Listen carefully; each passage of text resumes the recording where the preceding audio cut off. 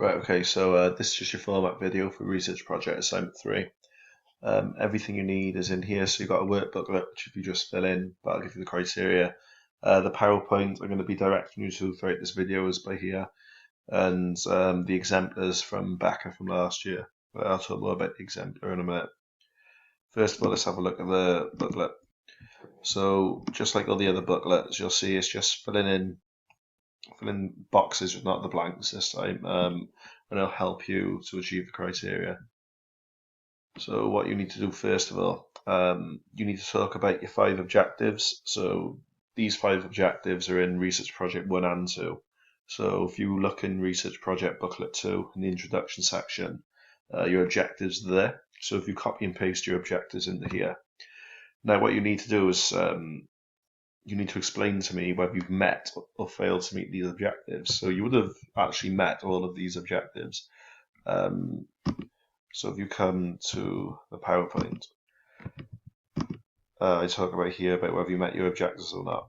And you, like I said, you need to explain if you met them. However, as part of the criteria, you need to provide evidence to show how you achieve them or not. So this slide here just gives examples of the evidence that you can include. So the first one, I just pretend I did a research project on the Great British Ice Hockey team. So if my first objective was to define shooting fouls and work rate in ice hockey, I would say I did achieve this as I researched in a lot of different textbooks to find textbook definitions of these terms, and then what I would do is copy and paste my textbook definitions, which you can find in your literature review section of Project 2, and then I would just say, please see below my textbook definitions from Research Project Assignment 2, with those copied and pasted underneath. And it'd be much the same for the next one. I would format it in the exact same way, but this time I would copy and paste the print screen of my Dartfish buttons from the method section of Project 2. Then for the next objective, I would grab a graph from the results section of Project 2, but the same graph from each game. But I would also put a statement at the end saying, to see the rest of the graphs produced, please see the results section of Project 2. And then for the last two, your evidence is your discussion. Now, I don't need to copy and paste your discussion because your discussions are quite big. They're like 5-6 pages in length. So rather than copying and pasting them in, if you could just write a sentence after you've explained that you've met the objective, can you write a sentence stating, to see evidence of this, please refer to the discussion section of my Research Project 2 assignment. And you could do that for the 4th and the 5th objective. And that would make you finish this part. So moving down now, you need to give strengths and weaknesses or areas of improvement of your project. So I've included a few examples in the left-hand column about strengths and weaknesses you could have. Now you could have strengths and weaknesses in both subject areas. So with errors made, you could have a strength, you could have a weakness.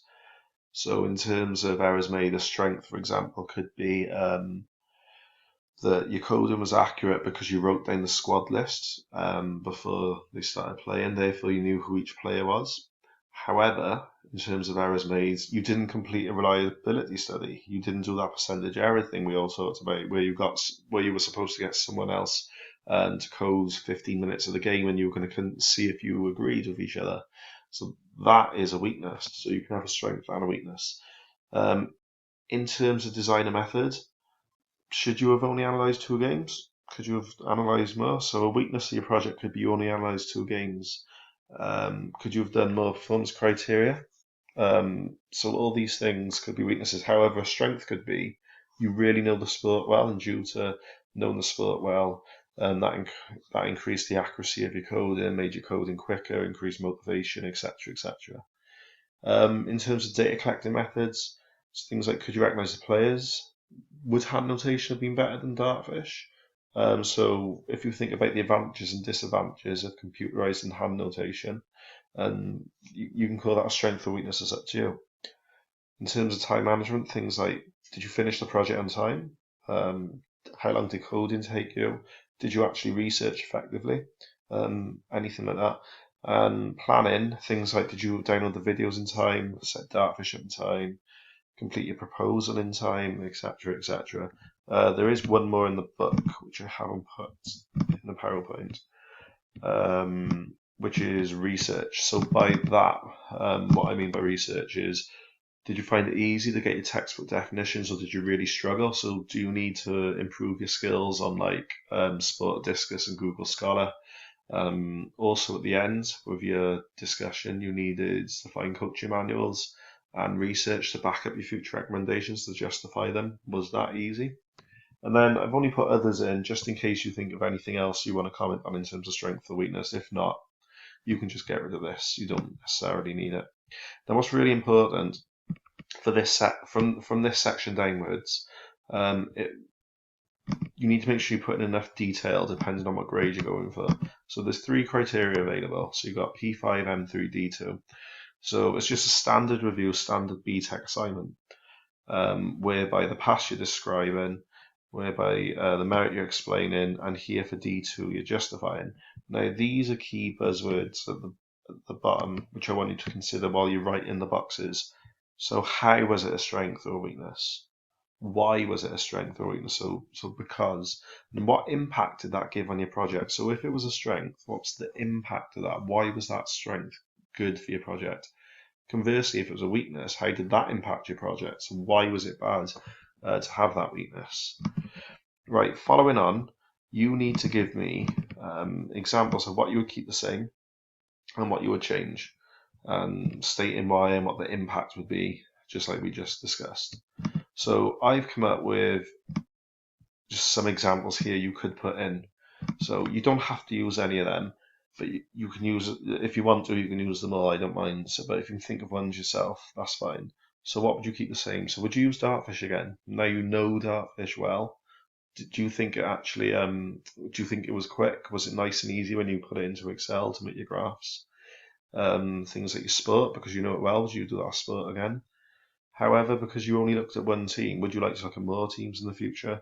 And it's just different things like that, going through why you think, why would you keep it the same, or why would you make a difference? So in terms of keeping it the same, focus on how like it went really well. That was a strength of your project, so the impact of it was really good, super accurate. In terms of changing, these are things which hindered your project, things which stopped your project from being more powerful. So how could you pick one of these to make a future project more powerful? And then the last one is how could the project be further developed? So if you go to the introduction section of Project 2, you've already given me 2 ways you could further your project. So you can use both of them. So you consider things like analysing more games or greater range of performance criteria. But you need 3. So can you use the list here to help you come up with a third? And you fill in that booklet like that, that is all you need in terms of Project 3. What I want to direct your attention to is the exemplar that is on Blackboard. So like I said, this is Becca's from last year. But I picked this one because she didn't get a distinction first time. She got a merit. So make sure you read my comments here. But what I would also advise you all to do is not only use her work to help you in terms of structure, use the comments I've made on the side. So what you need to do, if once you download it, it comes up like this. If you press review and show comments, it brings all the comments up straight away. Now, what will help you all, especially those that are going for a distinction, you can see where I'm pushing her because she hasn't quite given me enough information for the distinction. So look at what changes she's had to make in red, and also look at the questions I've asked on the side.